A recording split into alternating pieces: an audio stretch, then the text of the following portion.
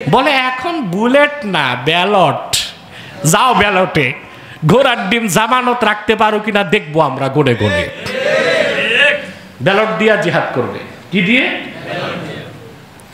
প্রত্যেকটারে নির্বাচনের পর দেখবেন লোটা ধরায় দিছে।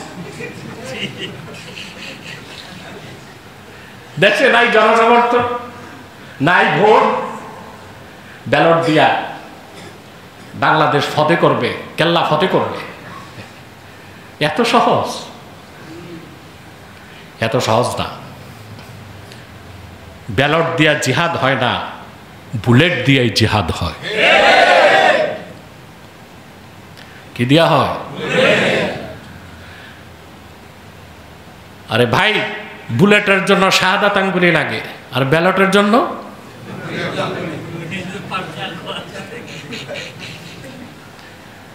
এটা কি গালি? এটা কি কথা? আরে ভাই, আপনারা কি মঙ্গল গ্রহ থেকে আসছেন নাকি? বুঝেন না? ব্যালটে কি লাগে? আর বুলেটে আর ব্যালটে এটার অর্থটা এইরকম হয়, নেতার প্রতীকে দিয়া দিলাম তোমারে।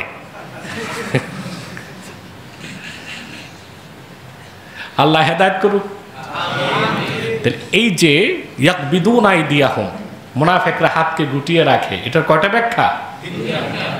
দান খয়রাত না করা, হাত গুটিয়ে রাখা, দোয়ায় হাত না তোলা। 3 নাম্বার হচ্ছে জিহাদ তরক করা, জিহাদ না করা। গত জুমায় আমি ব্যাপক জিহাদের ব্যাপারে কথা বলেছি, মনে আছে আপনাদের? আপনারা রাতে যেই কথা বলে সকালে পান্তা ভাত খেয়ে সব ভুলে যান, মনে রাখেন না। 7 দিন কেমনে মনে রাখছেন? ভুলে গেলে এই সব লেকচারগুলো আমার বাংলাদেশে তাফসিরুল কোরআন মাহফিলগুলোতে যে বয়ান করি আমি, বিভিন্ন সেমিনারে, বিভিন্ন টক শোতে, মসজিদের মিম্বরে, এগুলো সব সোশ্যাল মিডিয়াতে থাকে। ভুলে গেলে দেখে নেবেন। এক পরিপক্ক আহমক মৌলবী জিহাদের অপব্যাখ্যা করছিল না? তো অপব্যাখ্যার উদ্দেশ্য কি? জিহাদ থেকে মানুষকে, তো জিহাদ যে করে না সেই তো মুনাফিক, আর জিহাদ থেকে যে সরায় সে সাইয়্যিদুল মুনাফিকিন, সাইয়্যিদুল মুনাফিকিন। ঠিক কিনা?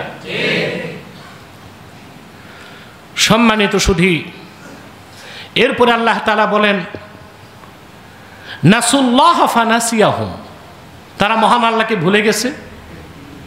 আল্লাহ তাআলাও তাদের দিক থেকে রহমতের দৃষ্টি সরাই দিয়েছেন। আল্লাহ ভুলে গেছেন এটা বলা যাবে না, এটা লা ইয়ালিকু বিশানির রহমান, আল্লাহ শানের খেলাফ। কোরআন কারীমের তরজমা, কোনো ব্যক্তি যদি নাহও সরফের হাফেজ হইয়া আরবি কয়েক লক্ষ শব্দ মুখস্থ করে, আজহার থেকে 10টা পিএইচডিও নেয়, ও মন গড়া কোরআন শরীফের অনুবাদ করতে পারবে না।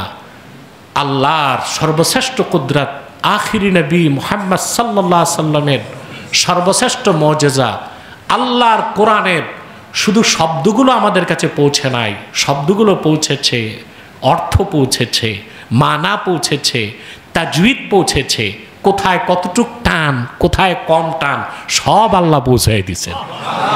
এবং তা অবিকৃত অবস্থায় চির অম্লান ভাবে কিয়ামত পর্যন্ত থাকবে। সুবহানাল্লাহ। এর নাম কোরআন, এর নাম কোরআন। তাহলে আল্লাহ তাআলা বলেন নাসুল্লাহ ফানাসিয়াহুম, তারা আল্লাহকে ভুলে গেছে। মুনাফিকরা, আল্লাহ তাদের দিক থেকে রহমতের দৃষ্টি সরায় নিয়েছেন। কথা বুঝতে পারছেন? ইন্নাল মুনাফিকিনা হুমুল ফাসিকুন, নিশ্চয় মুনাফিকরা হচ্ছে ফাসিকুন, আয় খারিজুন আনিল হক, খারিজুন আনিল ইসলাম, তারা কাফের, ইসলামের বাইরে, তারা ইসলামের বাইরে। এখন আপনাদের কাছে আমার প্রশ্ন, এই যে মুনাফিকদের চরিত্রগুলো বললাম, এরা কোন প্রকার মুনাফিক? কাফের মুনাফিক। এদের অন্যতম কাজ হচ্ছে সৎ কাজে অসৎ, সৎ কাজে নিষেধ, অসৎ কাজে। এটা কি হয় বাংলাদেশে? জি হয়। বিয়ে করা কি সৎ কাজ না? কথা বলেন। বিয়ে করা সৎ কাজ। আমাদের দেশে আইন করা হয়েছে, ছেলের বয়স যদি 21 না হয়, মেয়ের বয়স যদি 18 না হয়, এটা অসৎ কাজ। কথা বলেন। এটার নাম বাল্য বিবাহ। একটা সৎ কাজ, একটা হালাল কাজকে আমরা বাধা দিচ্ছি আইন দিয়া। কথা বলেন। হচ্ছে বাংলাদেশে। মানুষ মানুষকে মেরে ফেলতেছে। ওই যে একটা লোককে মিটফোর্ডে পাথর কুচলে হত্যা করা হয়েছে, মামলা হইতে 7 দিন লাগছে। আর কোথাও যদি পুলিশ খবর পায় বাল্য বিবাহ হচ্ছে, তাইলে দেরি নাই, ওখানে যে বর কনে দোনোজন অ্যারেস্ট, তারপরে বিআই দোনোটা অ্যারেস্ট, বাবুর্চি অ্যারেস্ট, মেহমানদের মধ্যে কিছু অ্যারেস্ট হবে সাক্ষীর জন্য। ওই যে ঘটক যেটা বগলে খাতা মাথায় ছাতা, এইটা আগে অ্যারেস্ট। তুই দেখলি না বয়স 21 হয় নাই, মেয়ের বয়স যে 18 হয় নাই, সব অ্যারেস্ট। আর 6 মাসে বেল নাই। একটা হালাল কাজ, জায়েজ কাজ, সৎ কাজ শুধু বয়সের বেড়া জালে বাধা দেওয়া হচ্ছে, অসৎ বলা হচ্ছে, হারাম করা হচ্ছে। অথচ বাংলাদেশের সংবিধানে কোনো যুবক যুবতী বিবাহ বহির্ভূত যদি সম্পর্ক করে দৈহিক, উভয়ে রাজি থাকে। ও যে বলে না মিয়া বিবি রাজি ক্যা করেগা কাজী, ছেলে মেয়ে দুইটাই রাজি। ফষ্টি নষ্টি করে, বদমাশি করে, ওইটা অসৎ কাজ না। ওইটা করতেই পারে বাচ্চা মানুষ, বয়স যাই থাক। তাহলে অসৎ কাজে আদেশ করা হচ্ছে, সৎ কাজে বাধা দেওয়া হচ্ছে। এটা কাদের কাজ? কোন মুনাফিক? কাফের মুনাফিক। এখন আপনাদেরকে চিন্তা করতে হবে, আপনারা যাদের পিছনে রাজনীতি করেন, যাদের পিছনে ঘুরতেছেন, হরতাল করেন, মিছিল করেন, পিকেটিং করেন, জান জীবন সব তাদেরকে অর্পণ করছেন, তারা কোন স্তরের মানুষ বের করে নেবেন। আমি তো ফর্মুলা বলে দিচ্ছি, ঠিক না? ওই নাজায়েজ হারাম কাজ, কুফরি কাজ, তাগুতি কাজকে জায়েজ করতে আবার কিছু ঠাকুর প্রকৃতির মৌলবী আছে, যারা ওগুলোকে জায়েজ করে। কি করে? জায়েজ করে। বলে এটা পশ্চিমা গণতন্ত্র না, এটা ভালো গণতন্ত্র। আচ্ছা ভাই, মদও ভালো হয়?